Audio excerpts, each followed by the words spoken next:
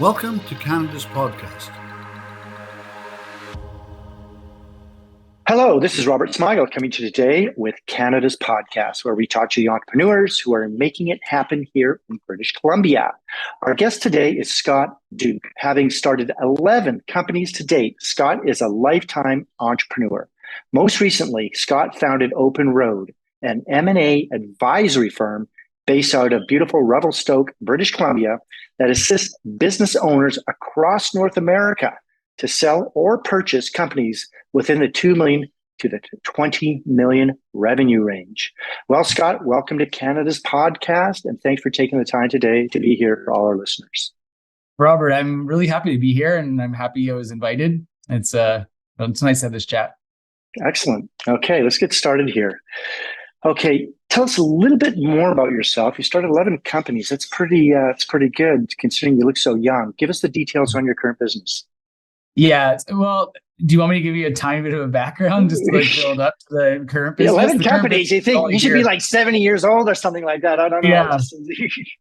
Yeah, well, the current business is only here because the previous ones, right? And I mean that you say I have 11 companies, which is true, but a lot of them are small, right? Okay. And I'm not, I'm this, massive entrepreneur that's done these huge things. It's not totally the case. Like some of the companies I've had, and I think it puts things in context for people that are listening. Like I've had a hot dog cart. I'm the kind of guy that had a painting company when he was in university, right? Yeah. So these nice small enterprises, which by the way, represents 95% of the businesses that are in Canada. So that's the vast majority of companies are small. And so I've run a fair few of those. And then I did run bigger stuff, right? And we did build a property management company and, built that to scale and sold it to a private equity firm, which kind of was how I got into this space a little bit, was through the property management, real estate side of things. And that's what I do now, is help people when they're on the cusp of, they have businesses that are doing around $1 million, maybe $2 million in revenue, and they're looking to exit out of that company. We guide them down that path and show them what they need to do to sell to a strategic partner. There must be a lot of psychological work to be done. I mean, someone starts a company, they built it, and it's time to say goodbye. Is there a lot of, I don't know if I want to do this? Well, the stats are actually pretty poor in that regard, like talking to the psychological side, because 3 to 4 owners that sell end up regretting it after selling. Yeah. And part of the reason is that, and I mean, your audience knows as entrepreneurs, like these are our babies and it's our identity. One of the companies that I had for a while, we grew into the largest wakeboard facility in North America. And it was, at the time, that was through my 20s into my early 30s. And it was me. It's who I was. Like I was the brand. I was everything in that company. And people thought of that company, it was called Basecamp. When they thought of it, they thought of me. And that is very much the case with a lot of entrepreneurs in their business. Like they are the pillar in the company.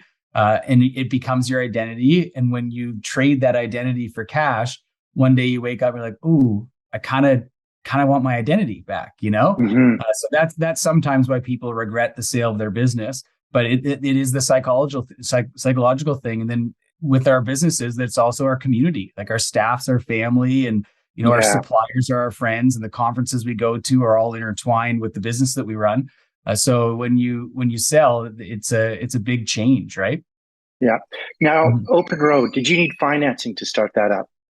No, I haven't actually used financing for anything that I've done.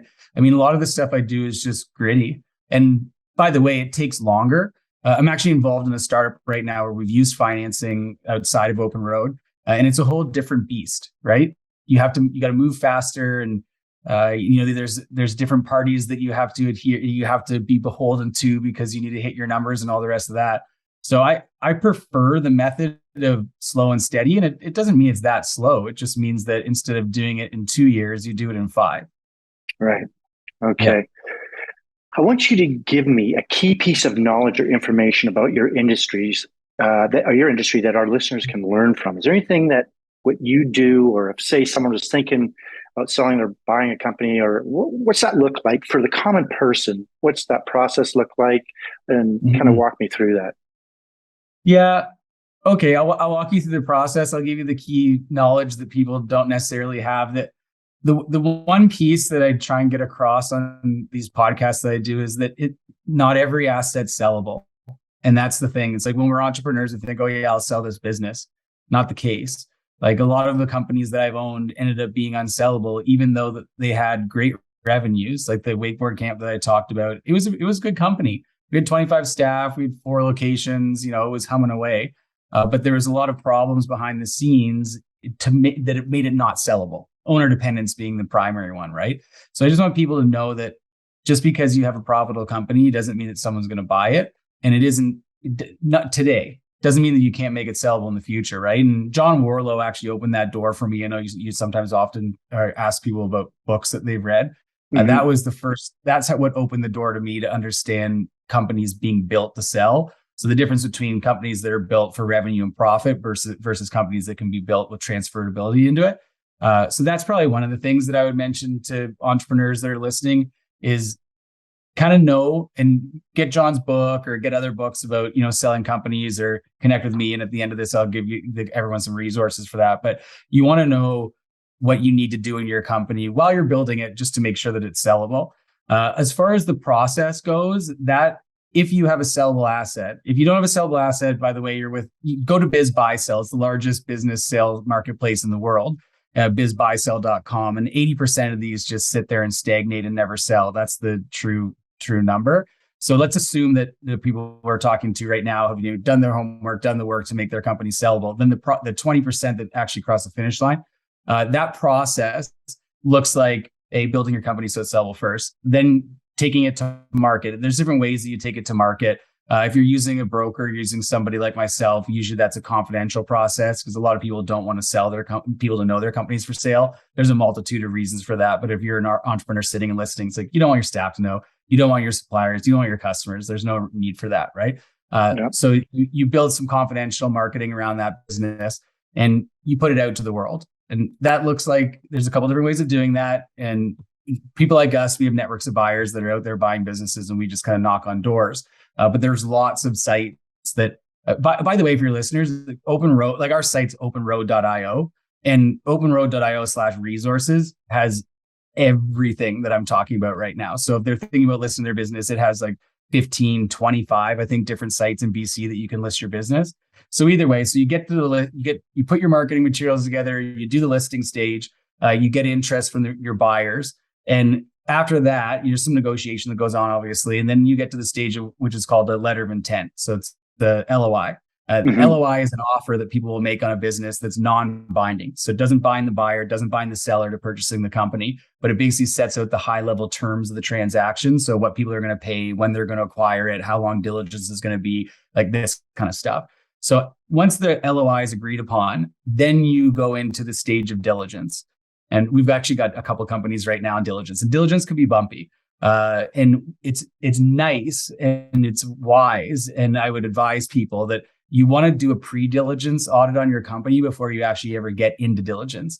Because when we sit down and we watch Dragon's Den online, or we watch Shark Tank and a deal is done, that actually, a lot of those deals don't really truly make it to the finish line. When they do the deal on TV, that's essentially the LOI stage. They've done this theatrical experience for us to watch and be entertained by. And by the way, I love those shows.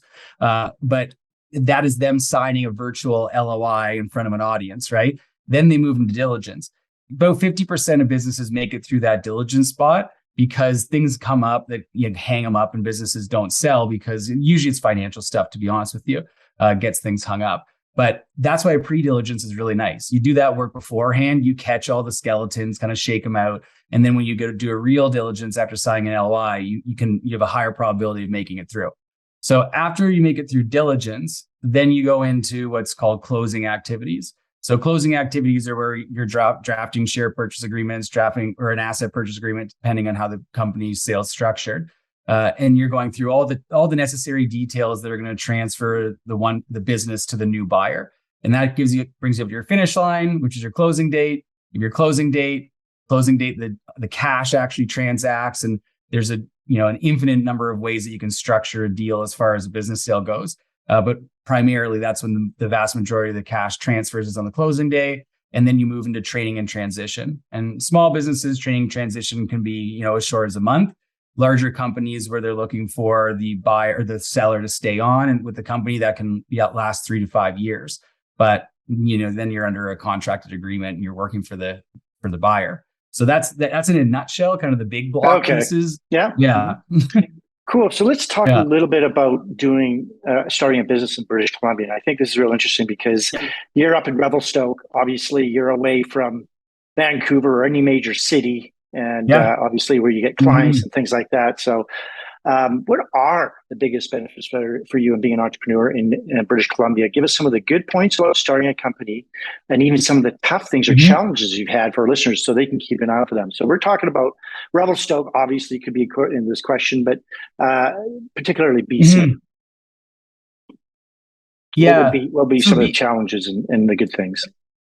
Yeah, for sure. I mean, you can speak to that. I've run business in Ontario, and I've run business in BC. We've done a little bit in Alberta, but primarily British Columbia, Ontario. Ontario, as an entrepreneur starting stuff there, I found was simpler. It's like there's less rules, there's less regulations. You can kind of it makes it a little. It was a simpler process, I would say. Just getting started, But that I would never trade that for the quality of life in British Columbia. Like it's the best here. You can't beat it, right? Being an entrepreneur, I guess, in a small town is an interesting thing too, because I grew up outside of Toronto. So I grew up in Mississauga, and so I've run companies there also. And so the big city has some benefits to it in that you have lots of clientele that are at your doorstep. You have lots of resources that are right there. If you need to pull on somebody who would be a mentor, it's like you have a ton of knowledge base that are in cities, and just more clients in general. So if you want to scale more quickly, you can do that. The nice thing about small communities, I find, especially when you're starting something from scratch, is that they are a little bit more, there's a little bit more forgiveness in a small community when you're starting a business because you have less competition. So for instance, like moving into Revelstoke, like when I came here, and I've been here now for almost 12 years, but when I came here, it was quick and easy to identify the pieces that were missing. It didn't have a really good radio station. It didn't have any after bar food, and it was a resort community, and it didn't have anyone running a vacation rental management company. So these are things like when you move into small communities, that things just don't exist, and you can create that. And I've seen lots of entrepreneurs be created in small communities just because of that, because they look around like, oh, I came from X place that had, a really fantastic coffee shop or a really fantastic, like Revelstoke's been great for that because I've just seen so many cool businesses start up here that existed in larger communities, but didn't exist here. So it's kind of a blue ocean, right? Anyway, yeah. So that's what I did when I came here. We started a radio station. We started the property management company. And then, and I had for a while, like I said, I had a hot dog cart that did after bar food because it was just the easiest thing to do when I moved here. So that's the thing. Another challenge about small communities, though, and like I know this isn't directly like BC, it's any small community in general, is that if you want experience working for a larger company and just to kind of cut your teeth before you move out on your own being an entrepreneur, it doesn't exist. It's like these small communities, for instance, like if we sell businesses that do $2 to $20 million in revenue. A lot of them aren't here. They aren't in Revelstoke because the community isn't large enough to support businesses of that size. Like you can't scale to that size because there's just not enough of a customer base. So I hope that helps answer the question.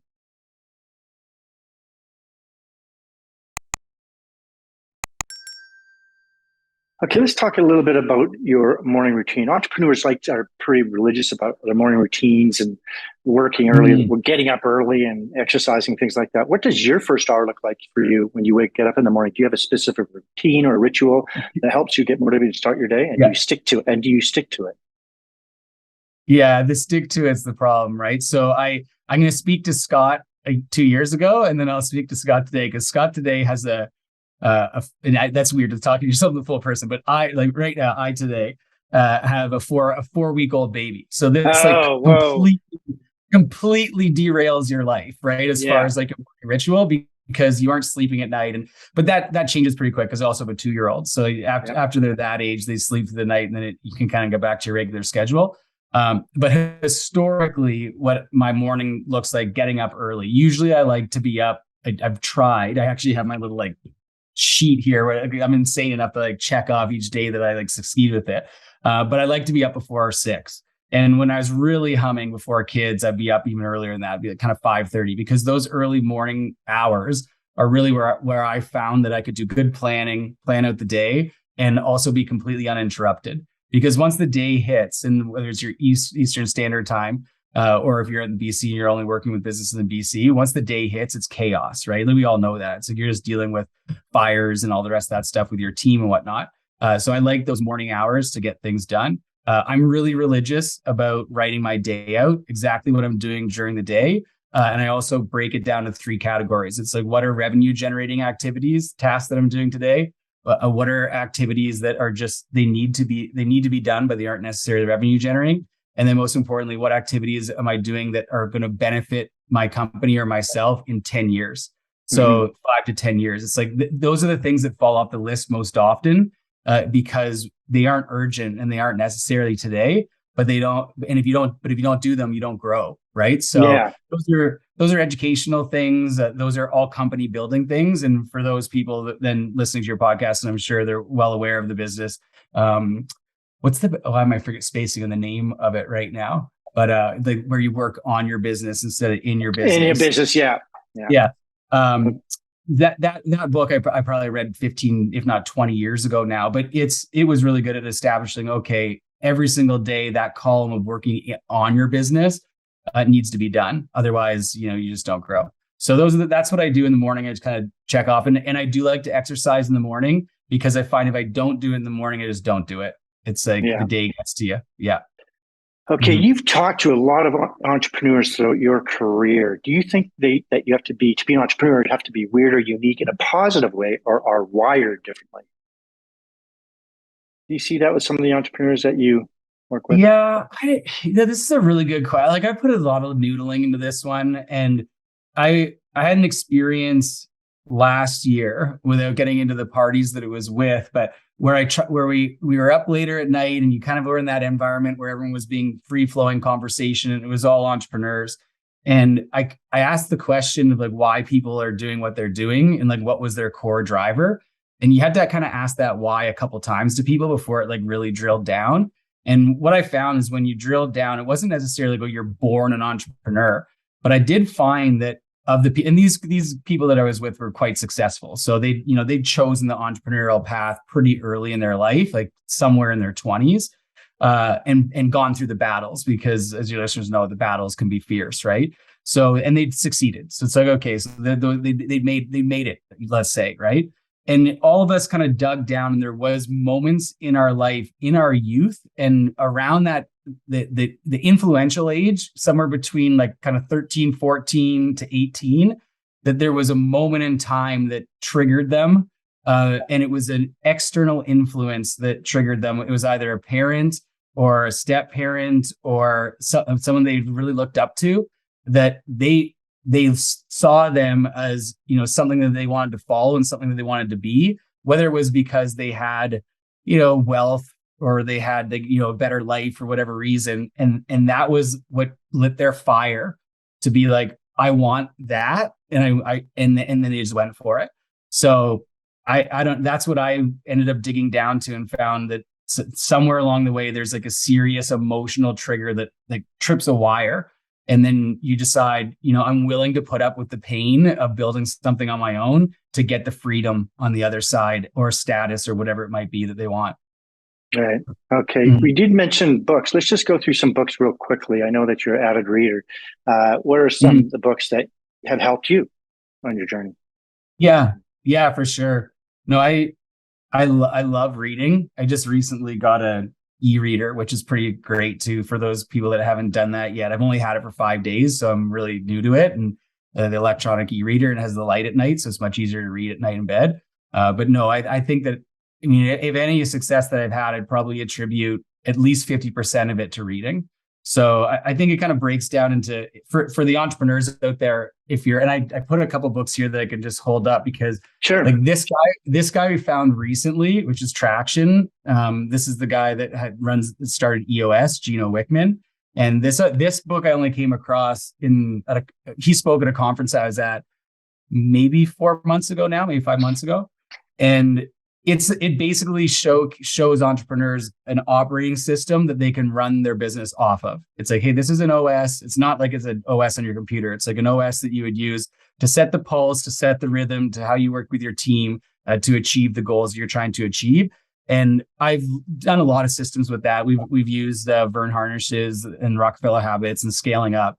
And I really like this. So I would suggest this to somebody who's kind of looking for, how do I set my business up from a system perspective so that my team operates most efficiently? I think Gino Wickman's kind of nailed it. And it works for companies that are kind of in our range that we work with, like that 5 to 20 million. It really works well for that. So that's one. And then if you're just getting started and you're trying to figure out, okay, what do I do? Where do I go? I like this book by Russell Brunson. Like, he's really good. I followed him for a while, This Expert Secrets. And yeah, he's kind of an internet guru guy, and like there is some hackiness to it. But to be honest with you, like if you look through the lines when you're reading it, it's a really easy read. You can probably read it in, I don't know, a week.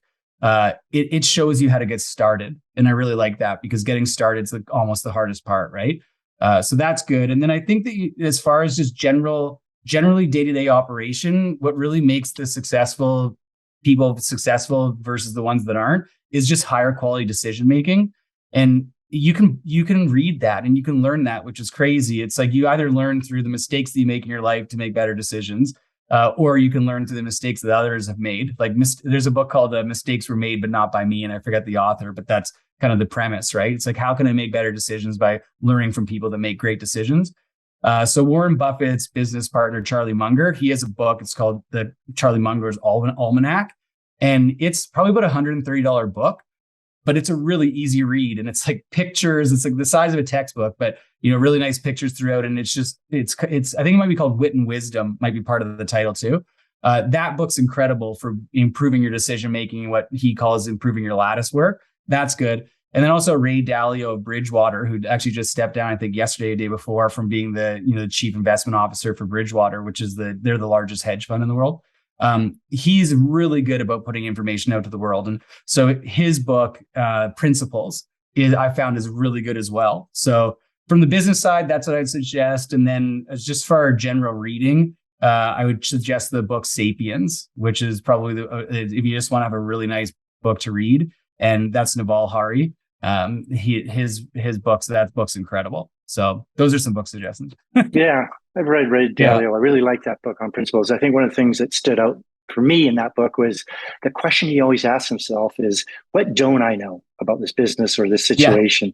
Yeah. That was, I thought, kind of a real iconic way to, even though he's smart, brilliant guy, he still asks us questions. What don't I know? And what could I learn from this? Which is really interesting. Yeah, okay, he's even got it. Go ahead. Yeah, go ahead. Oh, I just want to parlay into, going into this business that you're in. You see a lot of guys obviously exit women and so other companies but I want to ask you particularly, if you weren't doing what you do now, what would you like to do for a profession?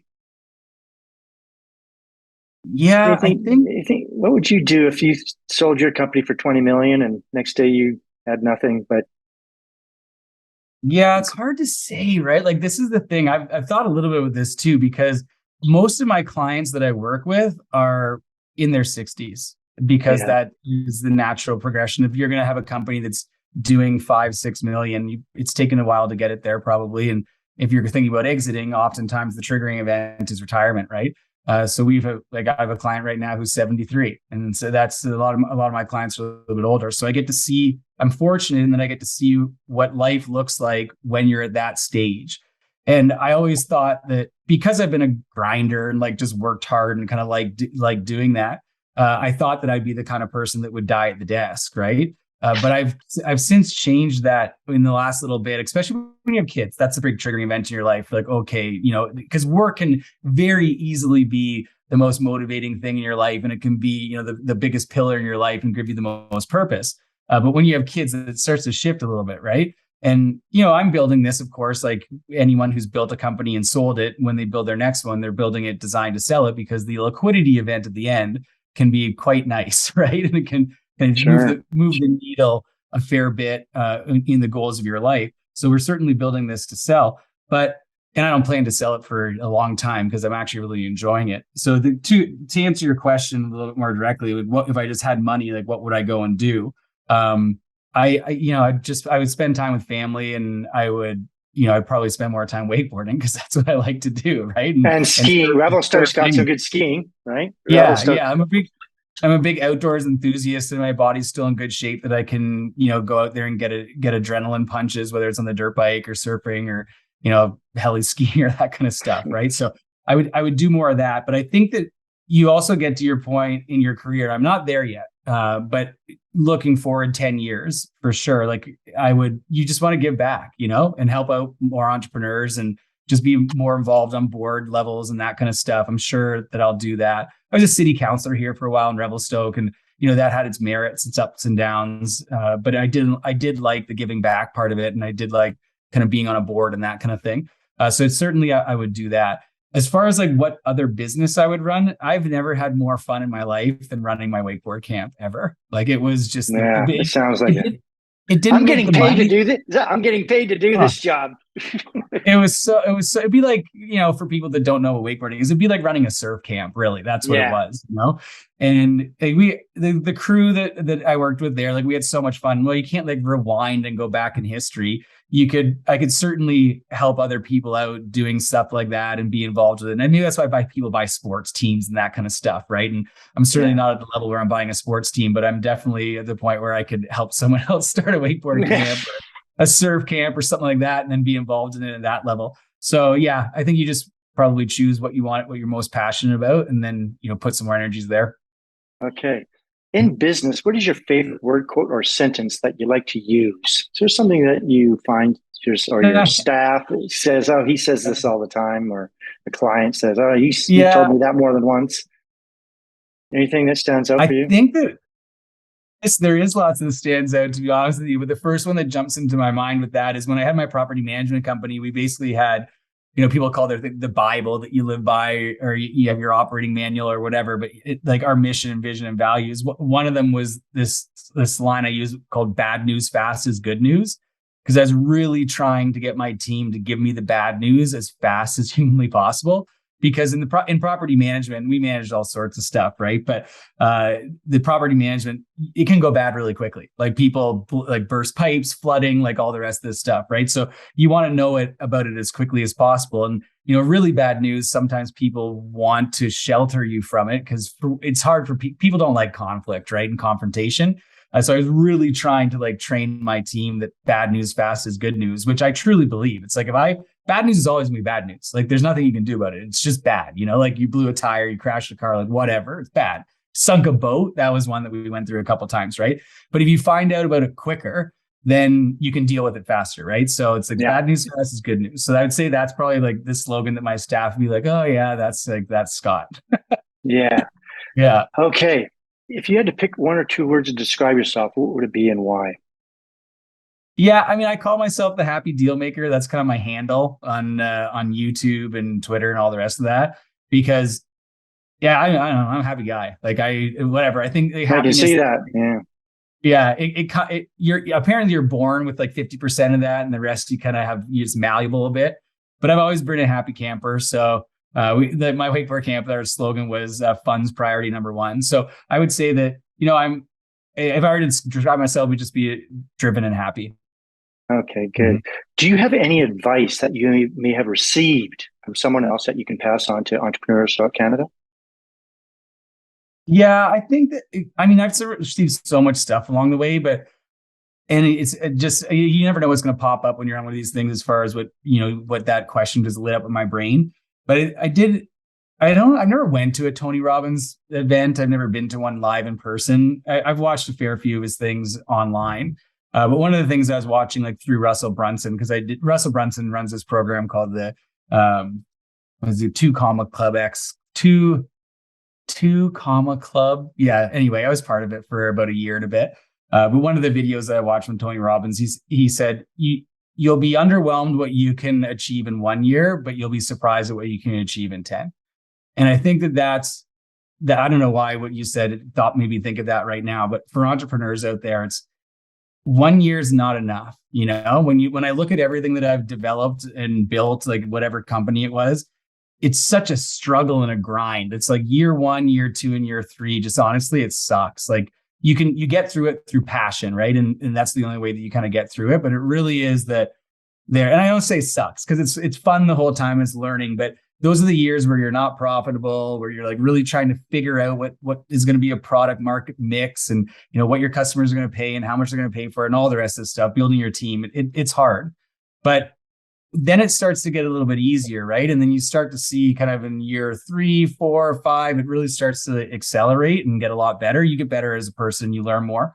So that, I think that one would be the advice that I give. It's like, don't give up in the early years, because it really does it takes longer than anyone thinks to reach that kind of critical mass where the ball's rolling enough on its own. That would be my feedback to that question. Awesome. I love it. Okay, Scott, we're going to wrap things up. How can our listeners get hold of you? And is there anything you'd like to add before you leave us today? Yeah, for sure. So the getting a hold's easy. Like if you go to Google and you type in Scott Duke, my first name is Scott, my last name is Duke, then I populate, which is convenient because there's not that many Scott Dukes, I guess. So it's good. Our company is OpnRoad, but it's spelled OPNRoad.io. So that's the website, only because the openroad.com was taken with the full words, and like everyone's shirt. It's on my shirt here anyway. But yeah, So people can go to the website if they want anything to do, any knowledge base about selling a company.